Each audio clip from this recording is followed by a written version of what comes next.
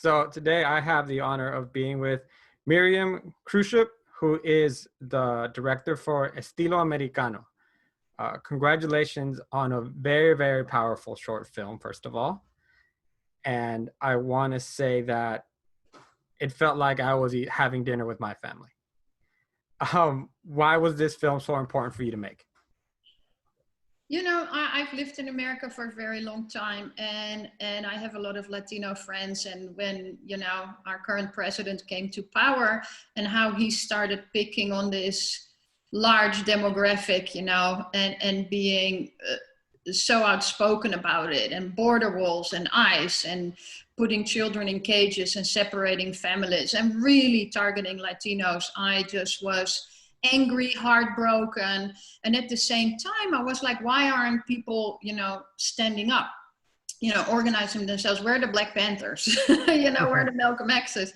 So, you know, so I started all these conversations with friends of mine. And, you know, you learn that people are very divided. They have a very different experience of what it's like to be Latino, and, you know, to feel whether they feel American or Mexican American. You know, someone from Puerto Rico has a very different experience. Someone that came from El Salvador is culturally different as well. So it was like, there's this massive group that's being targeted as a whole, but it's obviously divided because people come from so many different countries and have different experiences. Religious plays a much bigger role in like older generations. So I'm like, wow, you know, and then personal stories for friends of mine, you know, where relatives were like really, you know, on opposite sides, and this created for a lot of tension. And then one of my best friends, he you know, we've sort of, you know, grown apart because he is very much more on the opposite side. And I think previously under Obama, that wasn't such a big deal, but now it just got worse and worse. And during actually the epidemic, we haven't spoken anymore. And that was one of my best friends who's Mexican American. And, you know, clearly doesn't feel comfortable anymore to engage with me, you know, because I'm very outspoken and not afraid to speak up and put that in my art. And so I felt it's like a necessity to on the one side to respond, because I did that with my other film, Green Card Warriors, as well. You know, I just responded to something that I read and that I saw and that was happening. And this is the same. That's just what I do in my work anyway. And I wanted to document this moment in time. You know, this is what's going on right now.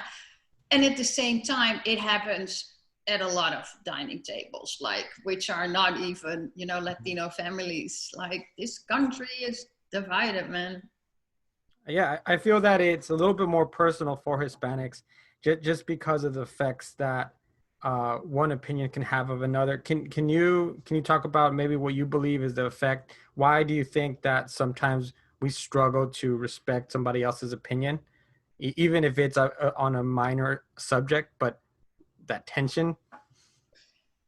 Well, look, I mean, what I try to portray in the family in the film is as much where I feel like, you know, what I do, I use my voice, but I create these pieces, right, where some of them speak for me or they speak my opposing views. You know, I don't want to say that certain groups are less tolerant. I do think that in general, people that are religious and follow religion, you know, per definition, then they're pro-life. Therefore, they can only support a Republican Party, let's say, which I think is extremely rigid and makes no sense whatsoever.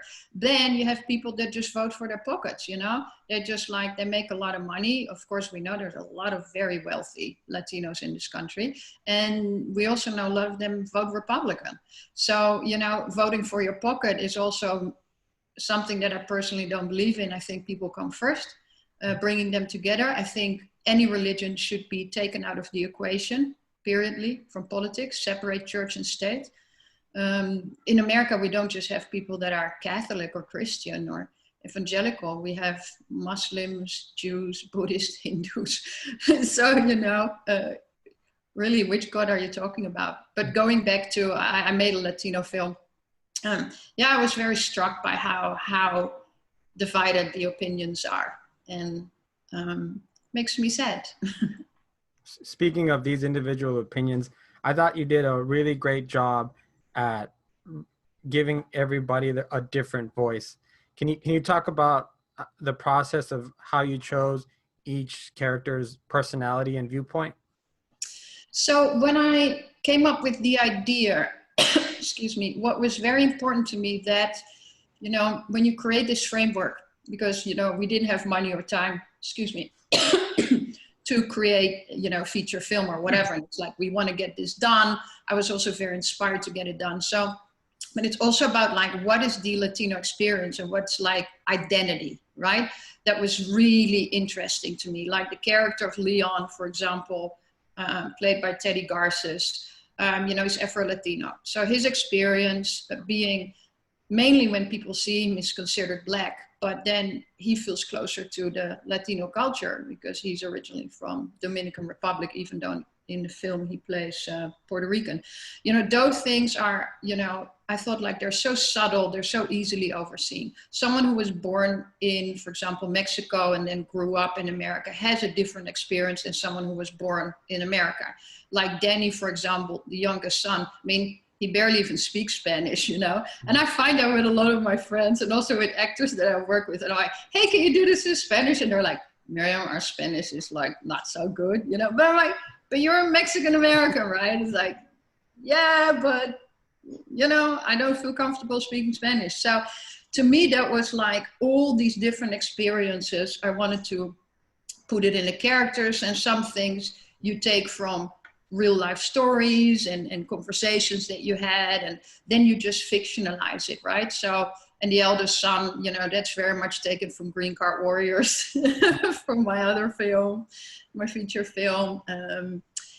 You know, everyone has their own, like, I feel like the character played by Antonio Jaramillo probably is the closest to me in a way, you know, the character of Miguel. So, you know, you borrow, you use, and then you create, you know, you do a lot of research and then you create all the things. But I really wanted to show all these different experiences because there also are a lot of people that don't want to be political. Mm-hmm. You know, whether that's, I'm not going to reveal the twist at the end, obviously. You want to give that away. But, you know, there are people that want nothing to do with it. You know, or they are like, you know, just because I believe this, I'm a born Republican, whatever the hell that means. I don't want to discuss it, period. Okay. What do you hope that people who watch the film take away from it? You know, again, this is a theme that runs throughout my work in my visual art and my writing and my filmmaking, that first of all, I want to give voices to people that are unseen or unheard, or I believe that deserve a bigger platform or need to be highlighted because of the period in time that we're at. And it's really about like not judging people, move away from the stereotypes, right? So that's why I deliberately created a middle-class, educated Mexican-American family, because that's also something that that's not represented in the media or in entertainment very much. You know, it's all about the day workers, the undocumented people, you know, that's where the focus is. But the majority of the Latino population here are very educated, hardworking, middle-class, well-to-do families, right? So that was one thing. So that's already moving away from a stereotype that you normally see. Second of all, everybody has a story and you never know what's behind it. So be open and just don't judge and see that if you don't come together and sort of come together as people and implement some sort of moral compass, right? You're gonna fall out, you know, you're gonna get divided, and you know, that's not good, not for families, not for friendships, not for our society as we see today. Because when I wrote this was before the pandemic. And I'm already like, oh my God, what's going to happen? I did a show last year in early 2019, was like Living in America, which was all about the experience of Black teens growing up in America. And Black Lives Matter obviously is a movement that's been around, but it wasn't became this whole thing during the pandemic, but I already showed and talked about that because I'm like, this is effed up, you know, we need to change things. So that thematically that runs through all my work, and you hope that people are touched and they think differently, and that we are a country of immigrants where everyone deserves a place. That's what makes us special. That's what makes us strong. And if you want to call a white person American, but a black person African American or Latino American, then you should call a white person European American, you know, so. Anyway, we may be going too political right now. I don't want to ruin your show, but No, it's okay. That's how I think, man. And that's where my drive and my passion come from. So before I let you go, I want to share something a little personal with you, that why this film resonated so much with me is because my mom is a Jehovah's Witness.